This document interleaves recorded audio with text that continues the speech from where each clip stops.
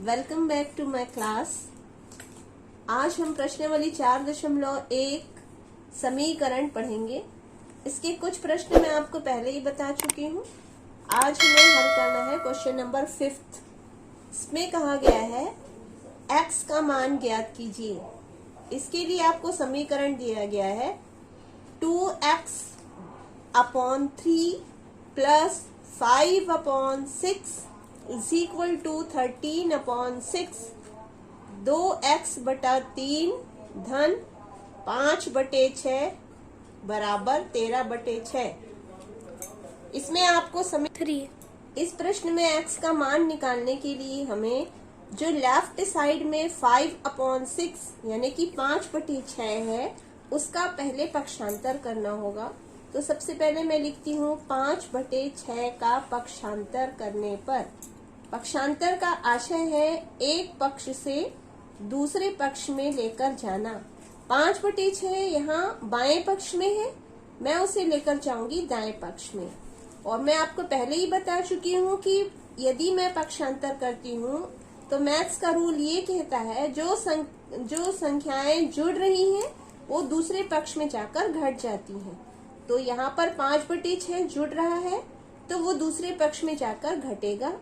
बाकी संख्याएं वैसे ही लिखी जाएंगी 2x/3। अब मैं यहाँ लगा दूंगी बराबर का साइन, क्योंकि ये 5/6 तो हटेगा। अब मुझे फिर से लिखना होगा 13/6, क्योंकि ये दोनों संख्याएं अपने ही पक्ष में है। 2x/3 लेफ्ट साइड में है और 13/6 राइट साइड में है। इन दोनों का कुछ भी नहीं किया गया है, इसलिए ये दोनों एज इट इज है। हट जो रही है संख्या वो है 5/6 यानी कि 5/6। ये हट रहा है लेफ्ट साइड से हट के राइट साइड में जा रहा है, इसलिए ये हो जाएगा ये 5/6 जो है वो यहाँ पर घट जाएगा। ये आपने पक्षांतर की संक्रिया पूर्ण की। अब आपको घटाना है 13/6 में 5/6 को। तो आप देख रहे हैं दोनों के हर समान है, तो दोनों के हर समान है इसलिए उसे आप एक बार लिख सकते हैं। 6 मैंने लिख लिया। अब ऊपर की संख्या वैसे ही आप उतार दीजिए 13-5। यदि हर बराबर नहीं होते तब उन्हें पहले हमें बराबर करना होता, लेकिन यहाँ पर हर ऑलरेडी बराबर है इसलिए ज्यादा परेशानी नहीं है। आप केवल उन्हें उतार लीजिए।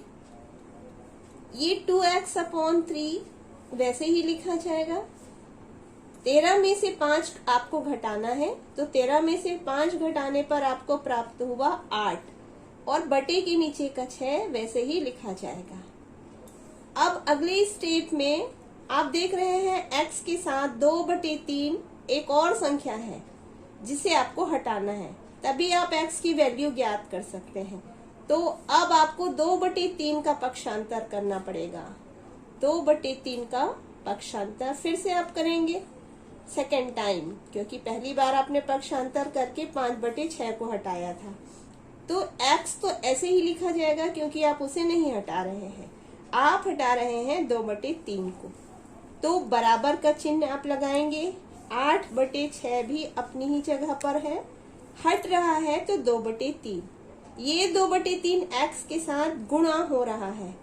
तो नियम ये कहता है कि जो संख्या गुणा हो रही है अगर उनका पक्ष बदल दिया जाए तो वो दूसरे साइड में जाकर भाग हो जाती है, उनका भाग हो जाता है।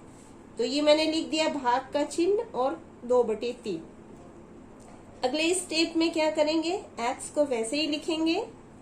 8/6 वैसे ही लिखा जाएगा।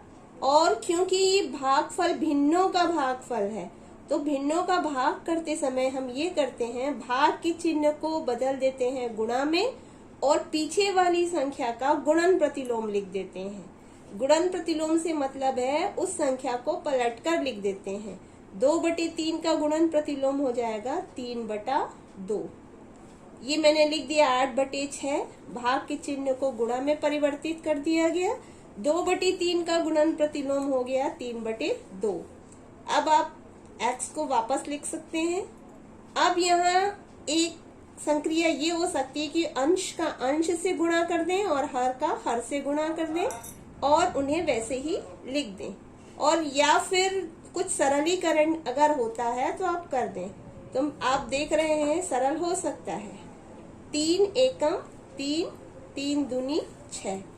ये मैंने 3 से 6 को सरल कर दिया। अब 2 और 8 भी आपस में सरल हो सकते हैं। 2 एकम 2 और 2 चौक 8, ये भी सरल हो गया। अब ऊपर अंश में बचा 4 और नीचे हर में बचा है 2, ये भी सरल हो सकते हैं।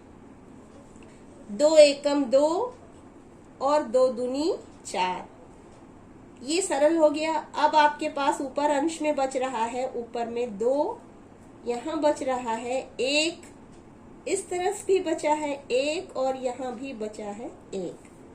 अब आप इनका गुणा कर दीजिए। x इज इक्वल टू 2 एकम 2 और 1 एकम 1। दूसरे तरीके से यदि आप लिखना चाहें तो इसको लिख सकते हैं x बराबर 2। यही आपका हल है, x इज इक्वल टू 2। तो पक्षांतर करके आपने इसे हल किया तो आपका उत्तर प्राप्त हुआ x बराबर 2। अब आपको इस प्रश्न में उत्तर की जांच भी करनी है। तो उत्तर की जांच के लिए हम लेफ्ट हैंड साइड को हल करेंगे, क्योंकि राइट हैंड साइड में x नहीं है। केवल आपको लेफ्ट हैंड साइड हल करना है और उसकी वैल्यू लेकर आनी है राइट हैंड साइड की इक्वल। तो मैं केवल लेफ्ट हैंड साइड लिख रही हूं यहाँ पर। तो लेफ्ट हैंड साइड में मुझे मिला है 2x/3 प्लस 5/6, यानी कि 2x/3 धन 5/6।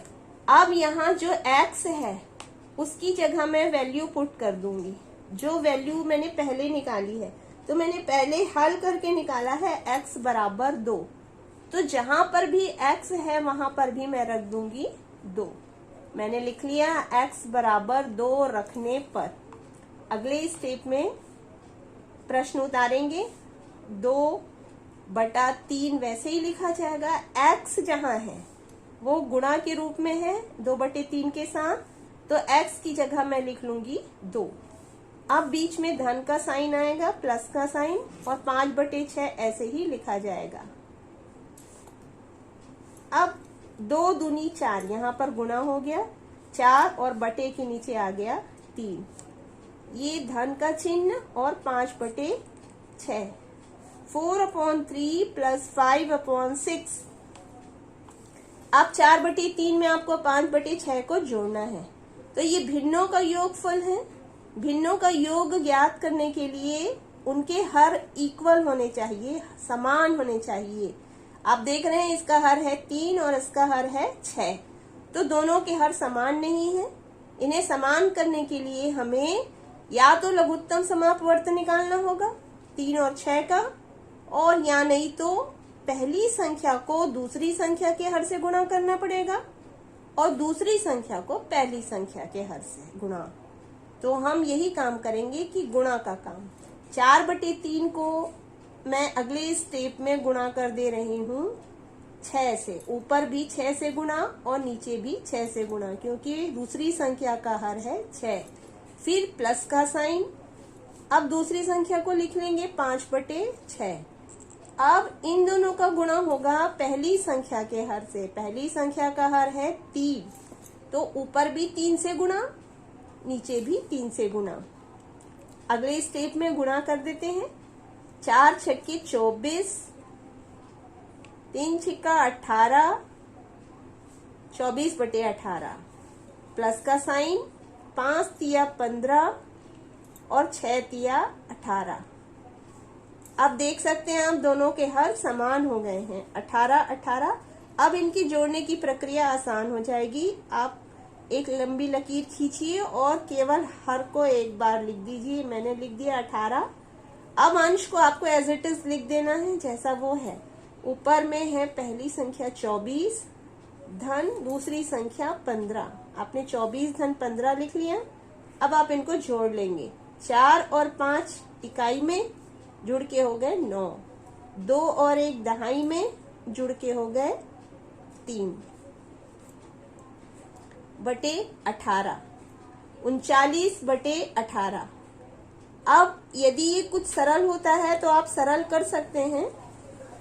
ये आप देख रहे हैं ये दोनों संख्याएं 3 के पहाड़े में आती हैं, तो मैं इन्हें 3 से सरल कर सकती हूँ। 18 जो है 3 के पहाड़े में 6 बार में आता है, 3 छक्के 18, तो यहाँ मैंने लिख दिया 6। और 39 3 के पहाड़े में 13 बार में आता है, 3 एकम 3, 3 तिया 9। अब ऊपर प्राप्त हो गया आपको 13 और नीचे प्राप्त हो गया 6। अब ये और सरल नहीं होगा, तो आप यहीं स्टॉप करेंगे। ऊपर में आ गया आपके पास 13 और नीचे में आ गया 6, 13/6, और यही आपके राइट साइड में लिखा हुआ है। तो यानी आपने लेफ्ट साइड को हल किया तो आपको जो संख्या प्राप्त हुई वो आपके राइट साइड के बराबर है। तो अब आप कह सकते हैं left hand side is equal to right hand side, और यही आपको सिद्ध करना था। इसका अर्थ है आपने जो x बराबर 2 उत्तर निकाला है वो बिल्कुल सही है, क्योंकि उत्तर की जांच में आपके दोनों पक्ष बराबर आए हैं। बाकी का जो क्वेश्चन है वो मैं आपको नेक्स्ट वीडियो में बताऊंगी। तब तक के लिए थैंक यू।